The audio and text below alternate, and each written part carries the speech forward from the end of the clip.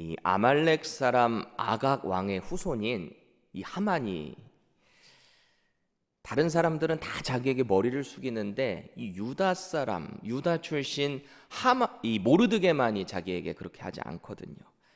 그래서 이 모르드게를 포함한 모든 유다 사람들을 죽이기로 작정했습니다.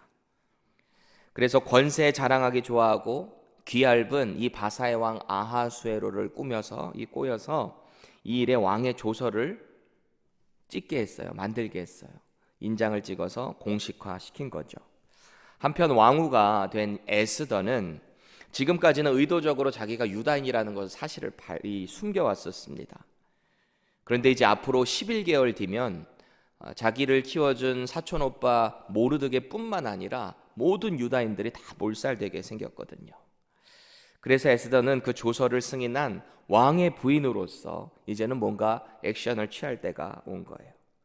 그리고 오늘 본문 1절은 제3일에라는 구체적인 타임프레임으로 시작을 하고 있습니다. 뭔가 일이 체계적인 순서에 따라 진행되고 있다, 앞으로 그렇게 될 것이다 라는 것을 암시하는 것 같아요.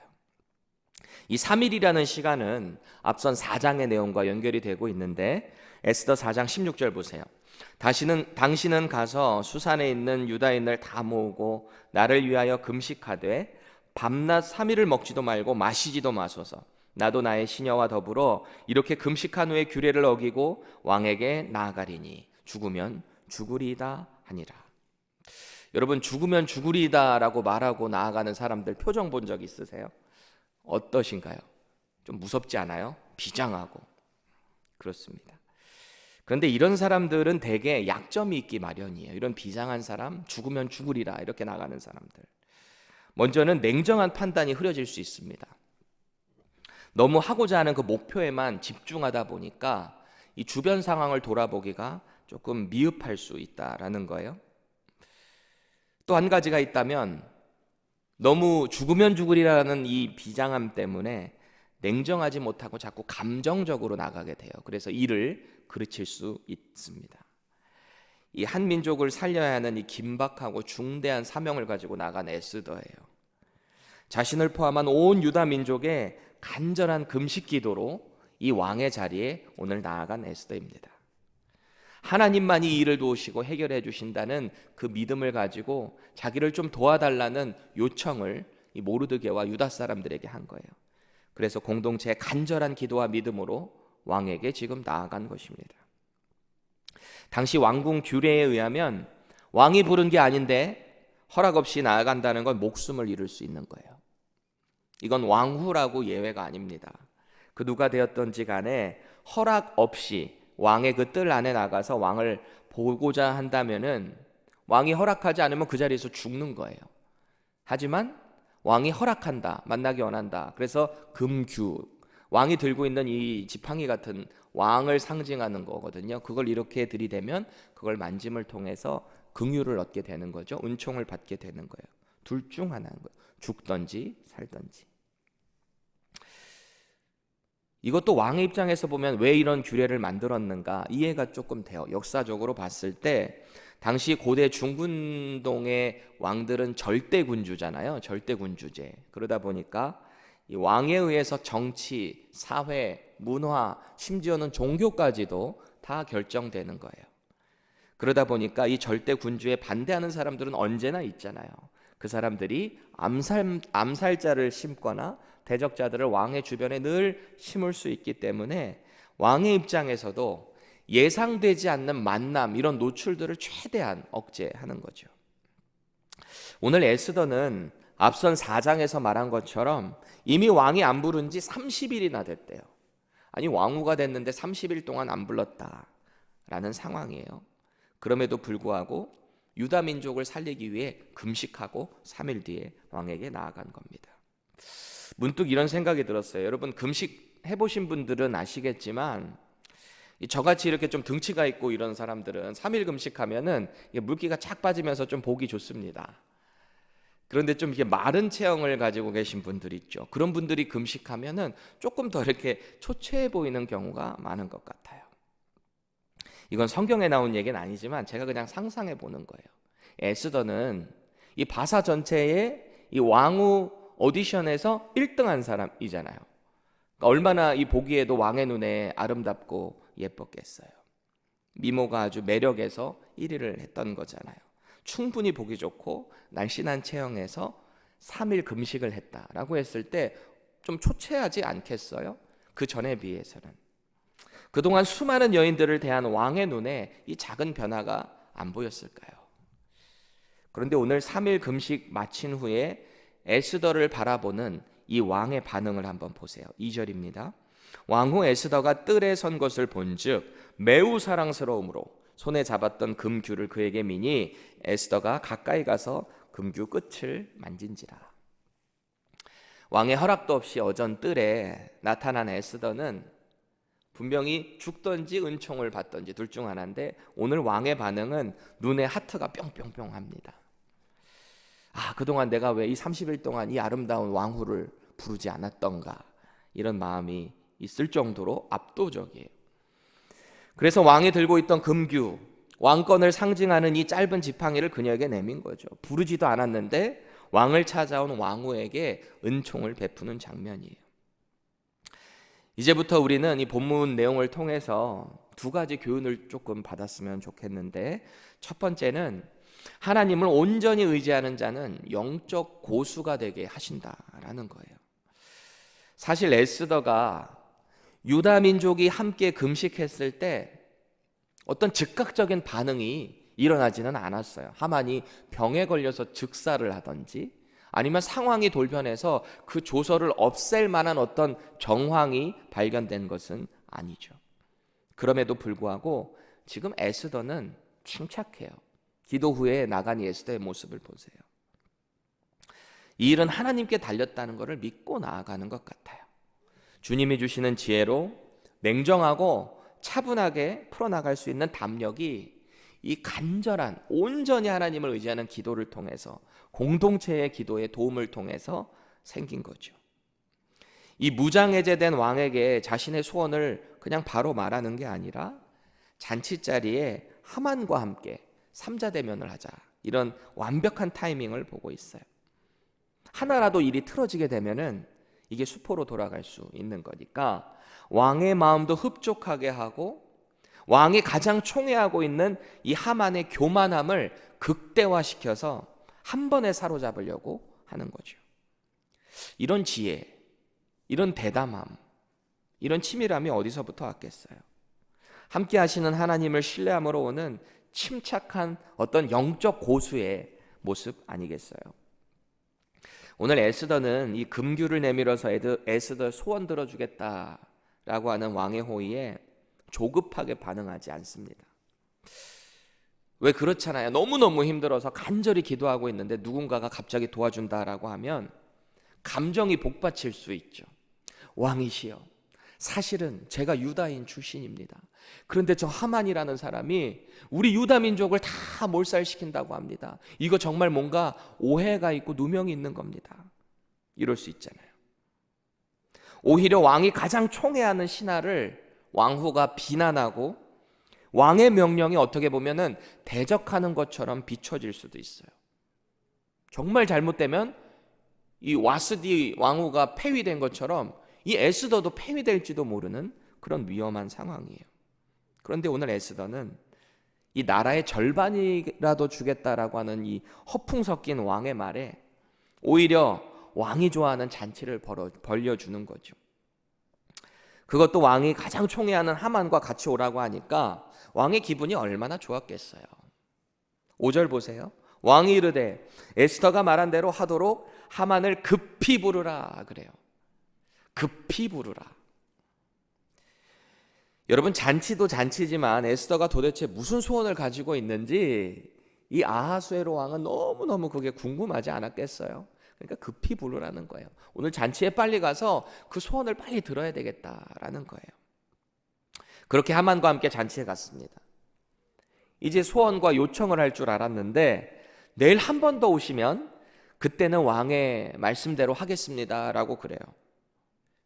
왕의 궁금증이 완전 절정에 이르는 거죠. 오늘은 또 아니구나. 그럼 내일 또 와야 되겠구나. 반면에 하만은 얼마나 기분이 좋았겠어요. 가뜩이나 왕의 총애도 받고 있는데 2인자 자리에 그렇게 올라와 있는데 그것도 왕후에게 자기만 특별한 초청을 받았으니 오늘 잔치를 받았는데 내일 한 번 더 오라고 하니 얼마나 좋았겠어요. 마치 구름 위를 둥둥둥 떠다니는 것 같은, 세상을 다 얻은 것 같은 그런 마음이 들지 않았겠어요. 때때로 우리가 긴박한 상황을 놓고 하나님 앞에 간절히 기도할 때면 어떤 경우에는 기적적으로 그 일이 갑자기 바뀔 수도 있어요. 하나님께서 급하게 상황에 따라 처리하실 때도 있어요. 하나님이 일하심을 어떻게 우리가 다 제한할 수 있겠어요. 그런데 대부분의 경우에는 상황은 전혀 변한 게 없는데 상하고 슬픈 우리의 마음을 바꿔주셔서 그 일을 잘 헤쳐나갈 수 있게 해주시는 때가 더 많은 것 같아요. 금식 기도의 핵심은 나를 살찌게 하는, 나를 살게 하는 이 음식마저도 다 포기하면서 하나님, 제가 이것을 의지하는 것이 아니라 온전히 하나님을 의지합니다라고 하는 그런 믿음의 고백이 바로 금식 기도입니다. 하나님께 모든 걸 맡기고 하나님이 하실 그 일을 따라가기 위해 그렇게 나아가겠다라고 하는 믿음의 고백이죠. 하나님이 하실 건데 뭐가 두렵겠어요? 어떤 상황이 됐든 뭐가 두렵겠어요? 냉철해지는 거죠. 하나님이 지혜 주셔서 무슨 일이든지 요동치 않아요.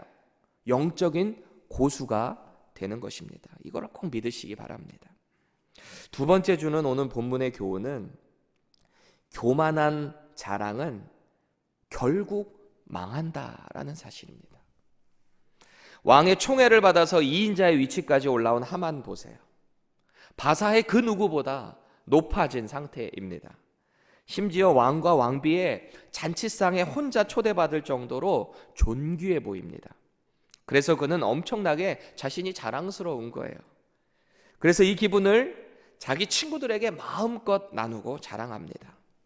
또 예나 지금이나 남편들이 가장 인정받고 싶어하는 아내 세레스에게 자랑을 합니다.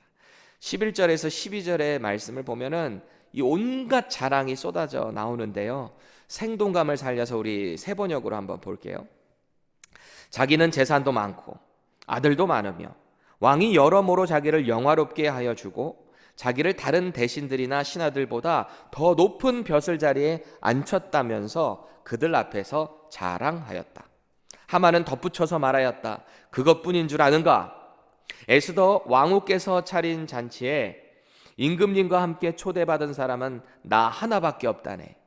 왕후께서는 내일도 임금님과 함께 오라고 나를 초대하셨다네. 그래요. 폭풍 자랑이죠. 특히 왕후의 잔치 자리에 왕 빼고는 나만 초대받았다라는 거예요. 그런데 이 나만이라는 자랑의 이 표현은 반드시 교만으로 이어지기 마련입니다. 우리도 되게 그렇지 않아요? 나만 이렇게 됐어. 교만으로 이어져요. 이거 나니까 해주는 거야.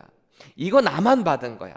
다른 사람들은 택도 없어. 나니까 되는 거야. 저도 가끔은 제 아내한테 그럴 때가 있는데요.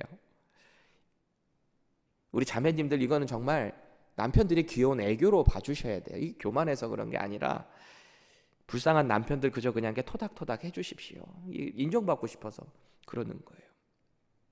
그런데 문제는 이 자랑이 교만으로 연결될 때 결국은 망한다라는 사실이에요.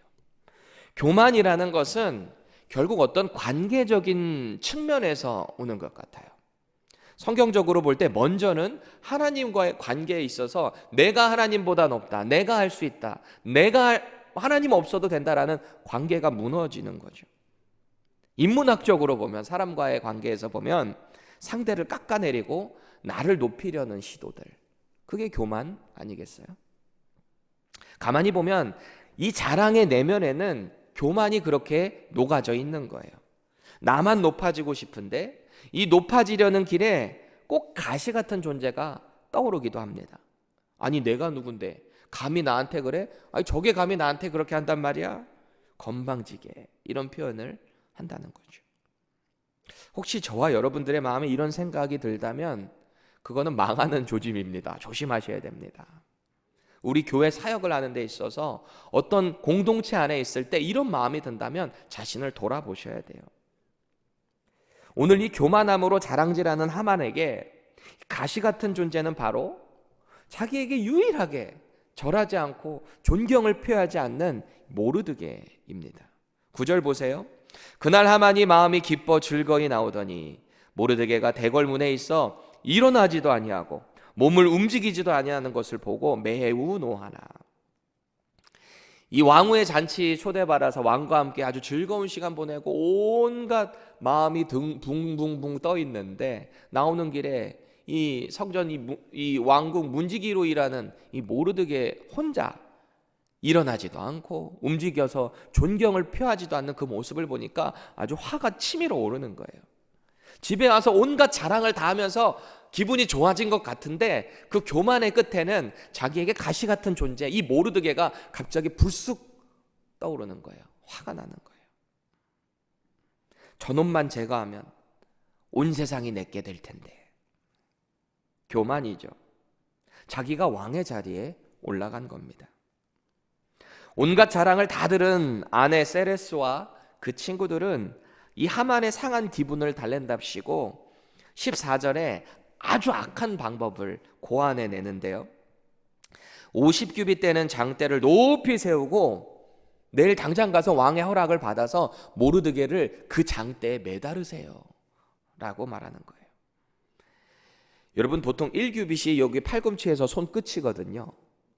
뭐 사람에 따라 길이의 차이는 있을 수 있겠지만 우리가 보통 대략적으로 이게 한 50cm 정도 된다고 했을 때 25규빗이니까 25m 정도 되는 거잖아요. 그렇게 높은 장대를 매달아서 거기에 모르드게를 죽여서 매달으라라고 한다면 무슨 의미가 있을까요? 모든 사람들이 하만에게 고개를 숙이지 않으면 이렇게 된다라는 걸 보여주는 과시용이죠.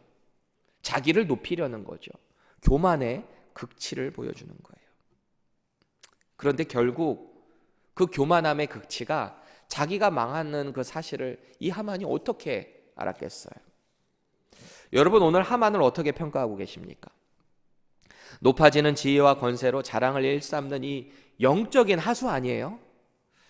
망하고 있다는 걸 전혀 인식하지 못하고 있습니다. 저는 사실 오늘 이 하만을 보면서 좀 쑥스러워요. 저의 모습을 보는 것 같기도 하고 말이죠. 지금은 그나마 훈련도 그나마 받고 많이 낮아지려고 노력하는 상황인데도 여전히 부족한데 예전에 제가 조금 높아지려고 했던 추억을 한번 생각을 하면은 막 어디 쥐구멍이라도 숨고 싶을 때가 많아요. 여러분 만약에 우리가 오늘 하만과 똑같은 상황에 처한다면 여러분들은 어떻게 하시겠어요? 온 세상을 다 얻은 것 같은데 명예와 권세를 다 얻었는데 가시 같은 모르드게가 있다라고 한다면 성가시게 하고 나를 무시하는 것 같고 유일하게 나를 따르지 않는 사람이 있다면 여러분은 어떻게 하시겠어요? 오늘 본문에 답이 나와 있는 거예요. 에스더처럼 해야죠. 하나님께 간절히 금식하고 주님 주시는 지혜 안에서 차분하게 그 일을 헤쳐나가야 하는 것입니다. 사실은 기도해도 현실이 변하지 않을 때가 참 많아요. 그럼에도 불구하고 침착하게 그 하나님이 해결하실 때를 기다리면서 하나님을 온전히 의지해야 하는 것입니다. 하나님께서 저 가시 같은 존재를 나에게 붙여주신 이유가 뭘까? 하나님께서 저 사람을 통해서 내가 어떤 부분이 바뀌기를 원하시는 걸까? 그거를 생각해야 돼요. 여러분 보통 누군가랑 부딪히는 사람들 늘 있죠? 항상 있죠? 왜 부딪히는 것 같으세요? 그 실상은 여러분들이랑 똑같은 부분이 있기 때문에 부딪히는 거예요. 되게 이 부모와 자녀들 사이 보면 부딪히는 관계들이 있으면은 꼭 자기랑 비슷한 부분이 부딪히거든요. 그걸 우리가 꼭 생각해야 돼요. 나의 단점이 상대방으로부터 보일 때 그게 자꾸 부딪히는 거예요.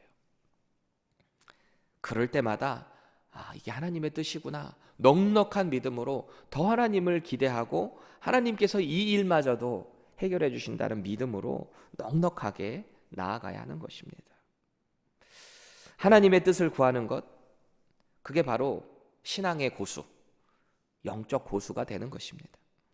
영적 고수는 자신의 삶에 최선을 다해서 살아가면서도 겸손하려고 노력해요. 왜요? 교만한 자랑은 결국 망하는 지름길, 하나님으로부터 버림받는 지름길이라는 것을 너무 잘 알기 때문입니다. 또 영적 고수는 말 그대로 거룩한 영이신 성령 하나님의 인도하심을 받습니다. 그래서 어떤 위기와 어려움 가운데서도 침착해요. 왜요? 하나님이 그 모든 해결의 키가 되심을 신뢰하기 때문입니다. 앞서 우리가 부른 찬양처럼 근심, 걱정, 낙심, 절망, 시험 가운데 있을지라도 예수님께서 우리를 지켜주시고 인도하실 것을 신뢰하는 것입니다. 오늘 저와 여러분들이 온전히 하나님만 신뢰하는 이런 영적 고수인 성숙한 그리스도인이 될 수 있기를 간절히 축복드립니다. 기도하겠습니다. 좋으신 아버지 하나님, 오늘도 우리에게 말씀 주시고 다시 한번 우리를 돌아볼 수 있는 그 도전의 시간 갖게 해주시니 감사합니다. 너무나 부족하고 너무나 영적으로 교만할 때가 많은 우리들임을 고백합니다. 그때마다 우리를 성령 하나님을 통해 깨우쳐 주시고 오늘도 우리의 부족한 부분을 말씀으로, 기도로, 또 우리 공동체 안에서 믿음으로 서로 세워져 나갈 수 있는, 다듬어져 갈 수 있는 우리 모두 되게 하여 주시옵소서. 오늘도 그렇게 해주실 예수 그리스도의 이름으로 간절히 기도합니다. 아멘.